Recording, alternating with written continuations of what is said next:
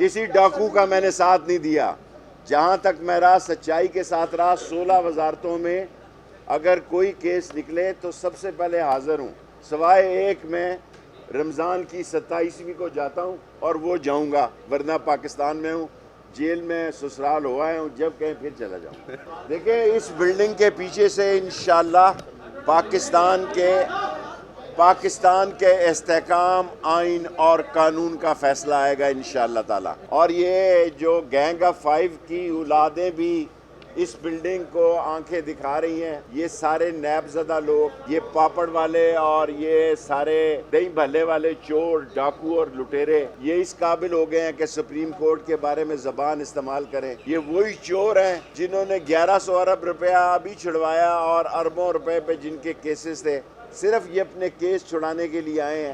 Supreme court کیا کہنے جا رہی ہے؟ سپریم کورٹ صرف یہ کہنے جا رہی ہے کہ کون الیکشن کرائے گا. وہ یہ نہیں کہہ رہی کس کو ووٹ دو. اور راجن پور میں کل ان کو پتہ لگ گیا کہ ان کا کفن دفن، تجزیز و تکفین اور سارے سیاسی دگنی ووٹ سے یہ ہارے ہیں. حالانکہ اسی خاندان کو انہوں نے ووٹ دیا ہے. تو سب سے بڑا مسئلہ یہ ہے کہ آئی ایم ایف کی اس بڑی جیل میں اور یہ پاکستان کو جو ڈیتھ زون بنا دیا گیا ہے، ساری قوم کی نظریں سپریم کورٹ پر ہیں. انشاءاللہ ان چوروں کے خلاف یہیں سے ثبوت بھی نکلیں گے، ان کے تابوت بھی نکلیں گے اور جمہوریت کی لہر، آواز اور اچھی فضا بھی یہاں سے آئے.